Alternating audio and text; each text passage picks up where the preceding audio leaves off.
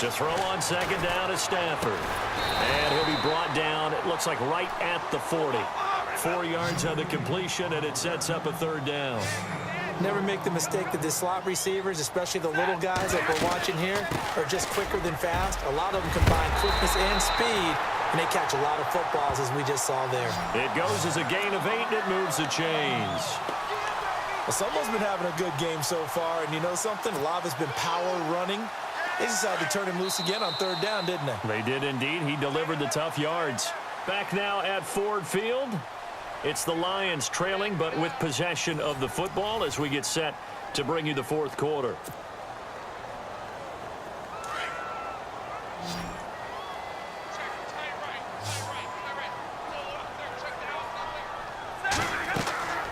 On first down, Stafford here. And that one falls incomplete. Try to dump it underneath. Now second down. I guess they're in a situation now, fourth quarter, where they're forced to take some chances, but I don't know that that was the type of a chance you want to take. And that one could very easily have been intercepted, and if it does get picked off, that could possibly seal this one.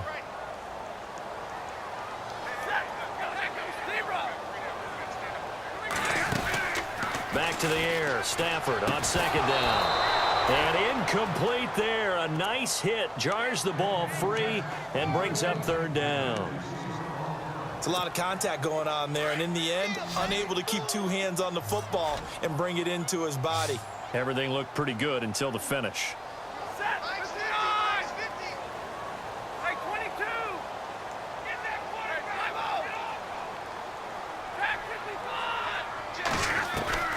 Throwing on third down, Stafford. Escaping the pressure right. On the run, he'll let it go deep. And that is caught. Touchdown, Detroit. Theo Riddick, 32 yards. And the Lions are an extra point away from tying this thing up. So a tiptoe catch back of the end zone, so tough to do, but he made it look pretty easy. Certainly did, and the back of the end zone is treated the same way as the sideline. You have to get your feet down, in bounds, for it to count as a catch. How about the backgrounds of some of these guys, though? Did they work on it? Maybe some of them were ballet, some dance, who knows? Yeah, you and I were talking the other day. I remember one of my favorite kids shows growing up.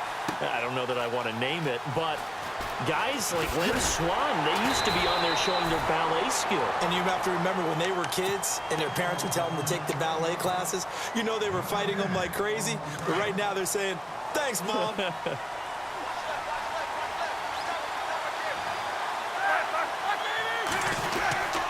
They'll start the drive with a carry by Bell. And he'll lose yardage here. Back at the 11, he goes down. A loss of a full 3 yards, and now it's second down. And the trend continues here in the fourth like it was in the first, second, and third. He's had nowhere to run. And you're probably thinking to yourself, why do they keep feeding him the football? Well, they trust him first and foremost. They do believe that over time he might actually pop one of these runs. The bottom line is he takes care of the ball well for them, so they'll keep handing it to him. And they'll bring him down here up at about the 22-yard line. They get 11 back on that one. It leads to third down.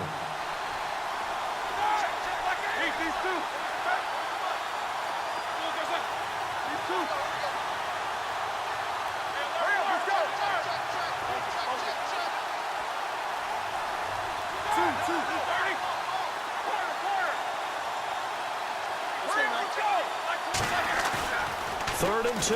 Now Roethlisberger. Throw left side complete. That's Brown. And he's taken down at the 43, but not before picking up the first. And a nice gain of 21 yards.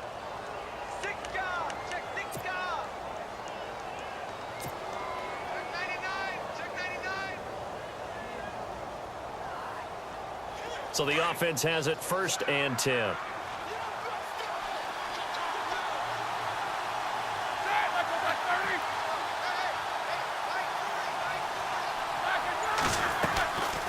They'll run it now out of the gun. And he'll take this one up close to about the 45. 2 yards on the carry there. It'll be second down. Seems pretty obvious defensively a key was stopping the run game. How have they done it so successfully? To me, it seems that these guys really did a nice job of paying attention during the scouting report meeting. And you know, Brandon, when they do those, they talk about the top plays that these guys like to run. The best runs for the top running back, those are the ones you focus on and want to take away. And they've done that pretty successfully in this game. Here's Roethlisberger. Over the middle here to Brown. And he's going to get this all the way down inside the 35. And a nice gain of 21 yards. And now, defensively, they're going to burn their first timeout. Remember, they get an extra time built in coming up here shortly at the 2-minute warning. Tie game late, and the offense really has to be conscious of the clock here as it's becoming a factor late in this ball game. On the counter, here's Bell. Bell sheds him off. Another nice gain, 13 yards that time, and another first down. We use the word relentless a lot with guys who are aggressive on the field. In this case, it really fits, doesn't it? How about his ability to break tackles and his feet never stop moving? They'll go again with Bell. And down inside the 15, shy of the 10. 11 more yards that go around, a first down as well. Time for a break. We'll come back and see how it all shakes out after this.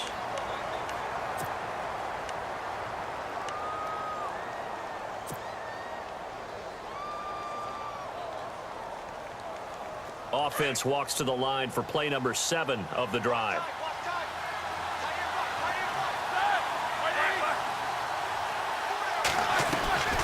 They'll run it now out of the gun.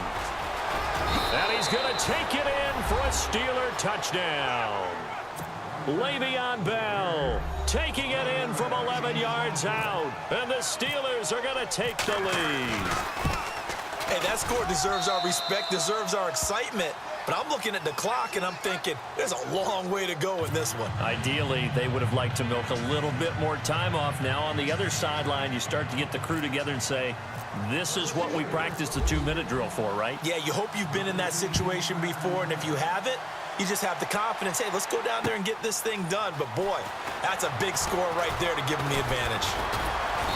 They'll bring it back to just about the 25, call it the 24-yard line. And Detroit getting set to go now. And for them, a touchdown their last go-around. Obviously, they'll be hoping to do that again. And when you start plotting for this drive, when you start thinking to yourself, okay, what are we going to do? You don't go away from what you did before because that worked, but you have to be prepared for wrinkles and counters because you know they'll make some adjustments. Back to throw. Caught on the right side by Jones. And a big hit at the end of that one. He's knocked down hard, right near the 39. 15 yards through the air and a first down. He's back to throw. And a quick throw here, that's complete. And he is out of bounds on the other side of midfield. They give him 13 yards there on the play and a fresh set of downs. I know it was a completion, but probably not the best decision to throw the ball into the middle of the field here. No timeouts. Give a ton of credit to him making the catch and finding a way to get to the sideline and get out of bounds.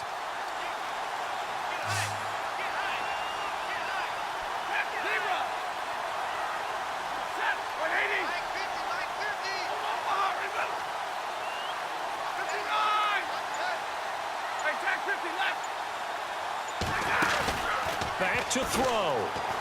Now a desperation throw deep downfield. And he knocks the ball away, and it falls incomplete. He was trying to find Marvin Jones that time. And that'll bring up second down. These are the spots, this stage of the game, where it pays to have speed on the perimeter, doesn't it? It certainly does, and in the second quarter, he may very well have run by him, but in this situation, I know as a defender, I'm loosening up a couple of extra steps that allowed him to run with him stride for stride. So the incomplete pass brings up second down.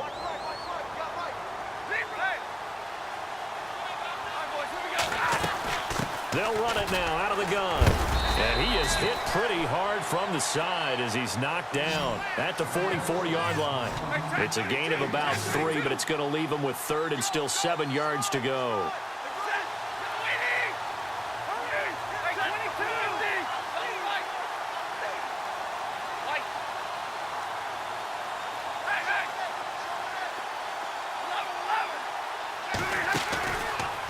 look to throw. He's got the first down here inside the 30. And he gets this one all the way down inside the 20-yard line.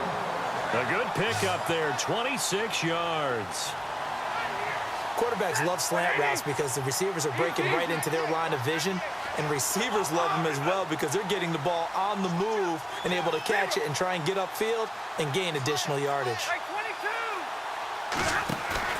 They'll look to throw. Over the middle, complete. That's Tate, and he will be brought down at about the 6-yard line. Back-to-back nice plays, 12 yards that time and a first down. They still got 2 timeouts. Got to start using them, don't they? You absolutely have to. You save them for this situation, but you have to use them.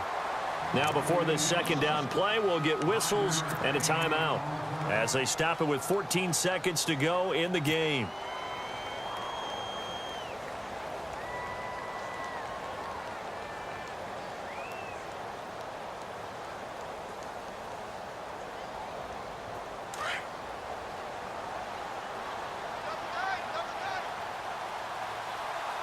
They come out here in the eye.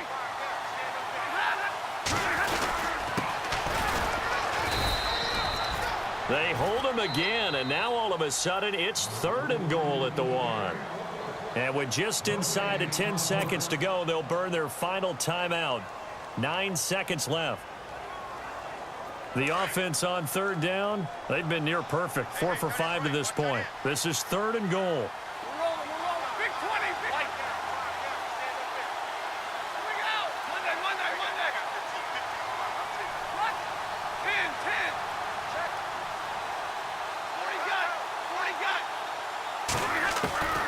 Now it's Stafford. And his ball is caught. It's a touchdown. And now in the final seconds, they're a PAT away from likely getting this thing to overtime. Obviously, the excitement level here is almost a fever pitch. Down 1 is tempted to go for 2. I say you go ahead and kick the extra point. You got the home crowd carried into overtime. I'm with you. I do see some fans, though, holding up 2 fingers. Easy now. Yeah, but they're not the ones who have to actually make that call, are they? And now the decision is to go for 2. A gutsy call, and this, in effect, is your ball game right here.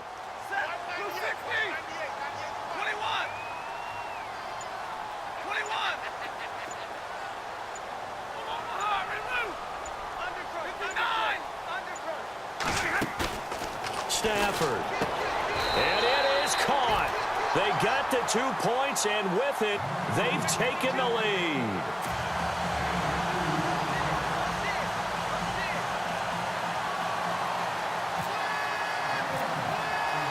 Martin, the punter, now out to kick it away.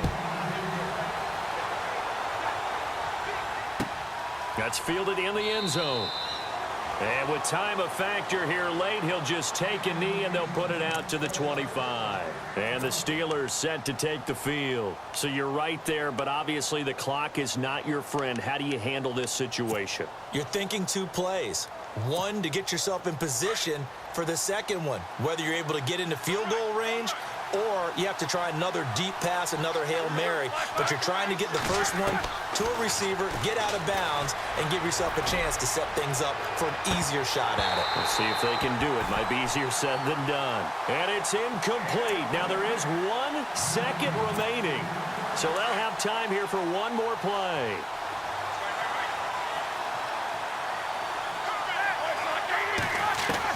One last shot for Roethlisberger. He's going to let it fly. And, oh, a crusher there. And a loose football. And this will be recovered by the offense, but it will be of little importance now as time has expired here in this first half. Brandon, you know I love boxing, right? You know I love big fights, right? I had given them the standing 8 count a few times along the way. And look at how this one ended. Yeah, they had, well, I guess 9 lives, just like a cat kept fighting, and they're in the end making the huge play to get the game winner. I guess that's the epitome of you always have a puncher's chance. Well, I know at points in this when you wanted to close your eyes because of all the points that were being put on the scoreboard, you're a defensive guy, but it was